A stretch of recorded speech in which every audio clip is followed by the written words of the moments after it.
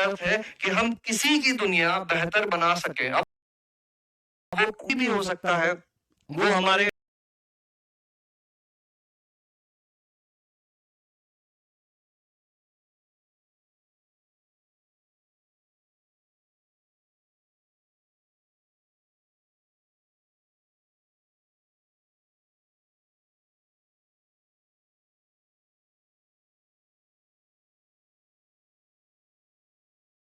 एक बेहतर दुनिया बनाए, यही हमारा जीवन का लक्ष्य है। और बाकी ये सब जो है, ये क्या है, ये यात्रा है, ये हमें तैयार कर रही है उस चीज के लिए। तो कभी भी दिमाग में ये मत लाना कि ये तो बहुत कठिन है, मुझसे होगा या नहीं होगा। अरे नहीं होगा तो नहीं होगा, मैं अपनी कोशिश तो पूरी करूं।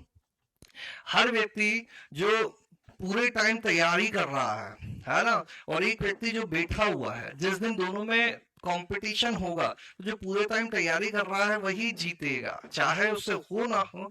आलस से कभी नहीं जीतेगा। मेहनत जो भी की जाती है वो कभी ना कभी काम आती है। अगर क्या होगा, ज्यादा से ज्यादा क्या होगा, सिलेक्शन नहीं होगा, तुम में एक लड़ने का जज्बा तो आ जाएगा, कभी ना हार मानने वाला एक पर्सनालिटी तो डेवलप होगा कि मैंने अपनी पूरी कोशिश की, और वो तुम्हें आगे बढ़ाकर लेकर जाएगी। ठीक है, तो इन्हीं सारी चीजों के साथ एक नए साल की शुरुआत करना है ना। अब हम लोग एक ट्रांजिशन पीरियड में है, 10वीं तक बच्चे रहते हैं, 11वीं से हम लोगों को बड़ा माना जाता है। ये जो एज होती है जिसको हम लोग टीनेजर्स बोलते हैं, बहुत बढ़िया एक दायरा होता है उम्र का, जिसमें हम जैसा ढल जाते हैं वैसा ही आगे बन जाते हैं। तो कोशिश करो हमारा व्यक्तित्व, जो पर्सनालिटी है ना, वो इंटीग्रिटी वाली हो। इंटीग्रिटी मतलब अखंडता वाली हो। ऐसा ना हो कि हम छोटी छोटी चीजों से इधर उधर बहक जाए, है ना, कि थोड़ा सा हमको कहीं से लालच मिला और हम हमारे पथ से भटक गए। ऐसा काम नहीं करना है हमको। अपने कुछ सिद्धांत बनाने हैं कि हाँ, हम ऐसे हैं तो ऐसे हैं, ऐसा काम हम लोग करते हैं। हमें मेहनत करना है, हमें एक अच्छा इंसान बनना है। That's it, this is what is our goal. ठीक है, चलिए 2024 को बर्बाद कर दिया तो कर दिया, 2025 तो पूरा बाकी है। आज आने वाले जिंदगी का आखिरी दिन था, कल आने वाली जिंदगी का पहला दिन होगा। आज से 1 महीने पहले हम लोग सोच रहे थे कि आज चालू कर देते तो कितना बढ़िया होता।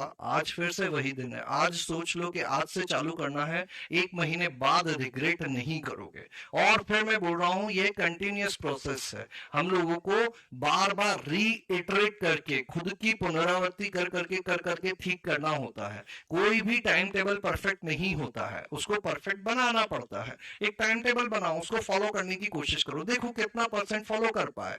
90% फॉलो कर पाए, बहुत अच्छी बात है। 80% फॉलो कर पाए, बहुत अच्छी बात है। कहाँ फॉलो नहीं कर पाए, उसको मॉडिफाई करो, रिवाइज करो। स्ट्रेस मत लो।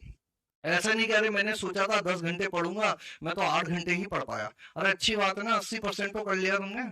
पॉजिटिविटी रखो। और सबसे जरूरी चीज जो मैं सभी को कहता हूं, कि अपने बारे में कभी भी गलत मत बोलो, खुद के बारे में कभी भी गलत मत बोलो। जब भी यूनिवर्स को कोई मैसेज भेज रहे हो, इस ब्रह्मांड में कोई संदेश भेज रहे हो, तो खुद के लिए एक अच्छा संदेश ही भेजो। ठीक है, कभी भी मुख से गलत बात मत निकालो। पता नहीं कब जुबान पर सरस्वती बैठ जाए और सब चीजें सत्य हो जाए। तो जब भी बोलो, अच्छा बोलो। ठीक है, चलिए इसी के साथ हम लोग कहानी शुरू करते हैं आज की। स्टैटिस्टिक्स, सांख्यिकी चैप्टर हम लोग पढ़ रहे थे।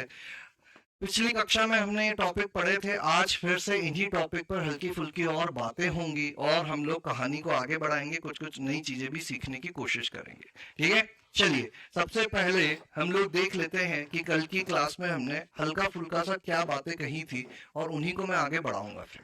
ठीक है, 3 प्रकार के डेटा सेट